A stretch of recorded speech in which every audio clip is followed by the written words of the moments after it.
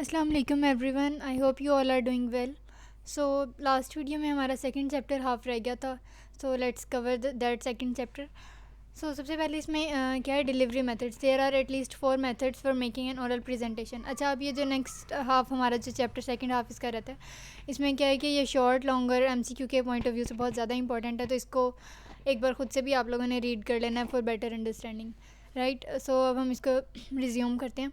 सबसे पहले एक्सटेम्पोरे। अब एक्सटेम्पोरे एक मेथड ऑफ डिलीवरी। अब क्या हम मेथड ऑफ डिलीवरी पढ़ रहे हैं कि अगर हमने फॉर एग्जांपल किसी कहीं मीटिंग कोई करनी है, लाइक हमने अपने कोलीग्स या अपने ऑफिस कोलीग्स के सामने जो है वो कुछ भी प्रेजेंट करना है, तो उसमें क्या क्या हमारे पास 4 मेथड्स हैं। अब सबसे पहले एक्सटेम्पोरे क्या है कि आप पहले से जो है प्लानिंग करें कि हमने क्या बोलना है। The thought is planned before starting to speak, कि बोलने से पहले हमने एग्जैक्टली उसको प्री प्लान करना है कि हमने क्या बोलना है क्या नहीं बोलना। ठीक है, चाहे कुछ जल्दी कुछ मिनट्स में या फिर हमने पहले से काफ़ी ज़्यादा प्रिपरेशन की हो। ठीक है, उसके अलावा क्या है, it requires the detailed laying out of the presentation from beginning to end, कि हमने एग्जैक्ट आउटलाइन बनाई होती है।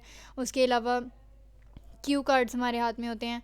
अब क्यू कार्ड्स क्या हैं कि वो छोटे छोटे कार्ड्स डिफरेंट कलर्स के मोस्टली जो होते हैं, और उसमें जो है वो लिखे होते हैं मेन पॉइंट्स। अब एक्सटेम्पोरे में क्या है कि एग्जैक्ट सारा कुछ नहीं लिखा होता हमने थ्योरी की फॉर्म में कि ये भी बोलना है जाके ये भी बोलना है। वहाँ पे बस मेन पॉइंट्स एक्सटेम्पोरे में हमने लिखने होते हैं, और बाकी उनकी डिटेल जो है वो लाइक ऑन द स्पॉट जो है वो बोल रहे होते हैं। ठीक है, इम्प्रॉम्प्टू। अब क्या है, इम्प्रॉम्प्टू में that is given without any advance preparation, के कोई नोट्स कोई भी एडिशनल हैंडी मटीरियल या कोई प्रिपरेशन पहले से नहीं की जाती। बस हमें एक टॉपिक पता चला और हमने किसी भी ग्रुप ऑफ पीपल के सामने जो है वो जाके उसको प्रेजेंट करना शुरू कर दिया, बोलना शुरू कर दिया, तो ये इम्प्रॉम्प्टू मेथड ऑफ डिलीवरी है। उसके अलावा मेमोराइजेशन। नेम से पता चल रहा है कि ऐसा मोड ऑफ डिलीवरी, ऐसी स्पीच जिसमें क्या करना है कि पहले से हमने सारा कुछ मेमोराइज़ किया हो, पहले से लर्न किया हो, सारा कुछ पहले से याद किया हो, और हम जाके ऑडियंस के सामने बोल दें। लेकिन अब यहाँ पे ये याद रखना है आपने एमसीक्यू के पॉइंट ऑफ व्यू से कि ये मेथड ऑफ स्पीच जो है वो ज़्यादा हाईली रिकमेंडेड नहीं है, इसको रिकमेंड नहीं किया जाता मोस्टली। क्यों नहीं है रिकमेंडेड मेमोराइजेशन? क्योंकि ये रिस्की है। हो सकता है कि हमने सारा कुछ एग्जैक्ट क्रैम कर लिया हो, रटा मार लिया हो, लेकिन जब हम ऑडियंस के सामने जाके बोलने लगे तो वो हमें भूल जाए। तो फिर इसकी वजह से क्या होगा कि जब हमारी मेमोराइजेशन वाला मेथड फेल हो जाएगा, ऑडियंस के सामने हमने जो याद किया होगा वो भूल जाएगा, तो हम ऑटोमेटिकली जो है वो इम्प्रॉम्प्टू मेथड पे शिफ्ट हो जाएंगे। और जब पहले से इसमें तैयारी नहीं की होगी तो हो सकता है कि हमारी डिलीवरी जो है वो अच्छी ना हो सके ऑडियंस के सामने, इसलिए ज़्यादा रिकमेंडेड नहीं है। ठीक है, उसके अलावा रीडिंग क्या है कि हमने जो कुछ भी बोलना हो वो हम एक पेपर पे राइट कर लें और ऑडियंस के सामने जो है वो जाके बोलना शुरू कर दें। नोविस स्पीकर्स वो होते हैं जो लाइक बिल्कुल बिगिनर्स हों। They often believe that if they memorize their speeches by reading them over and over word for word, they will be able to stand up and deliver the speech verbatim without reading.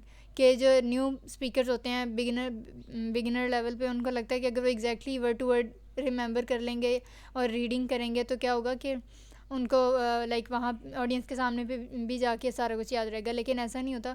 Reading अगर हम करेंगे तो इस तरह से ये वाला effect जाता है ऑडियंस के सामने कि हम टेक्स्ट के साथ कम्युनिकेट कर रहे हैं, ऑडियंस के साथ कम्युनिकेट नहीं कर रहे, तो ये भी रिकमेंडेड नहीं है। ठीक है, उसके अलावा आपने प्रेजेंटेशन को प्रिपेयर कैसे करना है। प्रेजेंटेशन को सबसे पहले नॉलेज ऑफ़ द ऑडियंस, आपको ये पता होना चाहिए कि आपकी ऑडियंस का नॉलेज लेवल क्या है, या मतलब उनकी कितनी स्ट्रेंथ है, और उनका पहले से बैकग्राउंड क्या है, या वो किस पर्पज़ के लिए आपकी प्रेजेंटेशन सुन रहे हैं। ठीक है, उसके अलावा नॉलेज ऑफ़ सब्जेक्ट के जिस टॉपिक पे आप बात करने जा रहे हैं उसके बारे में आपको कंप्लीट इन्फॉर्मेशन होनी चाहिए।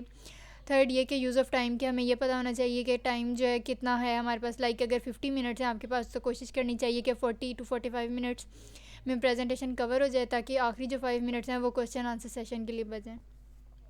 इसी तरह रिहर्सल के पहले से हमें किसी वकेटेड रूम में, कोई अगर खाली वेकेंट रूम है उसमें जाके पहले से प्रैक्टिस करनी चाहिए, ताकि हम ऑडियंस के सामने हमारा कॉन्फिडेंस लेवल जो है वो बूस्टअप ही रहे।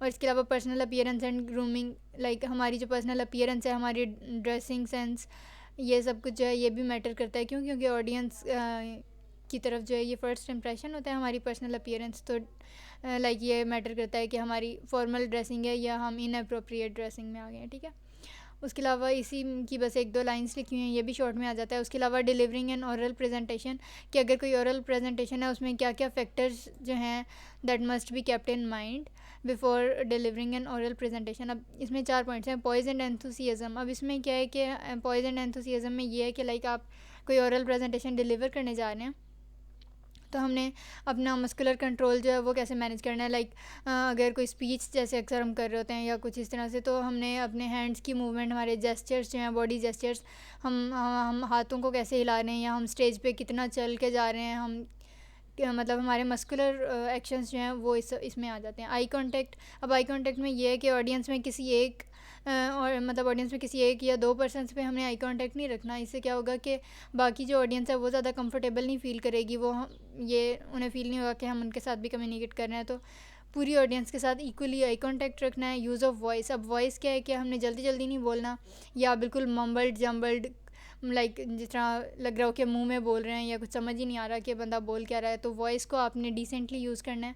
और इसके अलावा use of time, as I earlier mentioned, कि अगर आपके पास 50 मिनट्स हैं तो उसमें से 40 टू 45 मिनट्स ट्राई करें कि यूज़ कर लें, और 5 मिनट्स जो हैं वो क्वेश्चन आंसर सेशन के लिए। क्यों? क्योंकि वो भी बहुत इंपॉर्टेंट होता है। ठीक है, ओके। फॉर्मल प्रेजेंटेशन में ये वॉइस आपकी, how you say it is as important as what you say, कि हम जो बोल रहे होते हैं वो उतना ही इंपॉर्टेंट है किससे, कि हम कैसे बोल रहे हैं, कि जो बोल रहे हैं वो भी इंपॉर्टेंट है, लेकिन बोल कैसे रहे हैं ये भी मैटर करता है। उसके अलावा आपकी बॉडी लैंग्वेज, और इसके अलावा अपीयरेंस, अगेन हमारी पर्सनालिटी और हमारी अपीयरेंस, हमारी ग्रूमिंग, ये सारा कुछ इसमें आ जाता है। अच्छा, अब कोई भी फॉर्मल प्रेजेंटेशन है तो उसको आपने पहले से प्रिपेयर करने में क्या करना है कि आपने जो भी वहाँ पे बोलना है, जो भी आपका लाइक टॉपिक है, उसके ऑब्जेक्टिव्स आपको पता होने चाहिए कि उसका मेन पर्पस क्या है, कि आपने वहाँ जाके बोलना क्यों है, या हमने क्या परसुएड करना है ऑडियंस को आमादा करने किसी बात पे, या हमने कोई इन्फॉर्मेशन उनको डिलीवर करनी है। इसी तरह main points of the talk, कि अगर फॉर एग्जांपल कोई भी टॉपिक है तो उसके मेन पॉइंट्स जो आपने कवर करने हैं वो भी आपको पहले से पता होने चाहिए। ठीक है, ये बाकी आप एक बार इसको रीड कर लें, डिलीवरी गाइडलाइंस को। अच्छा, अब विजुअल एड्स, ये अक्सर शॉर्ट में आ जाता है कि कौन कौन से विजुअल एड्स जो हैं वो हम यूज़ कर सकते हैं। इसमें ओवरहेड प्रोजेक्शन ट्रांसपेरेंसीज़, वो जो प्रोजेक्टर्स लगा के स्लाइड्स पे नहीं शो कर रहे होते वो, और 35 मिलीमीटर स्लाइड्स, ये डायमेंशन दी हुई है आपको। सिंपल कंप्यूटर प्रोजेक्शन, जैसे पावर पॉइंट्स की कोई स्लाइड्स हैं, एक्सेल की हैं, या इस तरह से वीडियोज़, फिल्म्स या रियल ऑब्जेक्ट्स, कि अगर हमने हाथ में कोई चीज़ पकड़ के उससे प्रेजेंट करना है। उसके अलावा फ्लिप चार्ट्स या ब्लैक बोर्ड पर हमने कुछ लाइक प्रेजेंट करना है। तो ये सारा कुछ जो है हम विजुअल एड्स नेम से पता चल रहा है कि ऐसा हेल्पिंग मटेरियल, कोई ऐसा हैंडी मटेरियल जो हम ऑडियंस को दिखा के ज़्यादा समझा सकें। ठीक है, लेकिन इसमें क्या बात याद रखनी है कि keep it simple though a complex set of hardware can result in confusion for both the speaker and audience. क्या होगा कि अगर हम ये सारा कुछ ही for suppose at the same time use कर लेंगे तो हम खुद भी कन्फ्यूज़ हो जाएंगे कि हमने इनका क्या ऑर्डर रखना है, या हमने लाइक अगर कोई ओवरहेड प्रोजेक्शन ट्रांसपेरेंसी है या कोई वीडियो फिल्म है, हमने इसको कैसे सेट करना है ऑडियंस को शो करवाने के लिए, और ऑडियंस को खुद भी नहीं समझ आ रही होगी कि किस चीज़ पे फोकस करना है। तो हमने क्या कोशिश करनी है कि इन सब चीज़ों को ज़्यादा सिंपल रखना है। उसके अलावा यहाँ पे ये एक MCQ आ जाता है कि typically use a minimum of 18 times new Roman on OHP and preferably larger, ये आपका वो फॉन्ट साइज़ दिया हुआ है। उसके अलावा डिस्टेंस आ जाता है कि कितना हमने रखना है उस प्रोजेक्टर का ऑडियंस से, 2 मीटर्स। उसके अलावा लाइटनिंग का हमने, वैसे प्रोजेक्टर अगर यूज़ करें तो मोस्टली लाइट्स ऑफ जैसे करनी होती हैं, तो अगर हमने लाइट्स ऑफ करनी है तो पहले से हमें पता होना चाहिए कि रूम की लाइट्स का जो स्विच बोर्ड है वो है कहाँ पे, क्यों कि अगर हमें बार बार ऑन ऑफ करनी पड़े तो हम दरमियान में खड़े होकर ड्यूरिंग द प्रेजेंटेशन कंफ्यूज ना हो रहे हों कि अब कहाँ से ऑन करनी है, कहाँ से ऑफ़ करनी है, या इतने सारे बटन्स हों तो समझ नहीं आ रहा होता कि अब इसमें से लाइट का कौन सा है और फ़ैन का कौन सा है एंड ऑल दैट। ठीक है, तो बस इस चैप्टर में यही था। आई होप आप लोगों को समझ आ गई होगी। फिर भी अगर कोई क्यूरी रह गई हो तो you can drop a comment and I will be here to answer your questions. Thank you.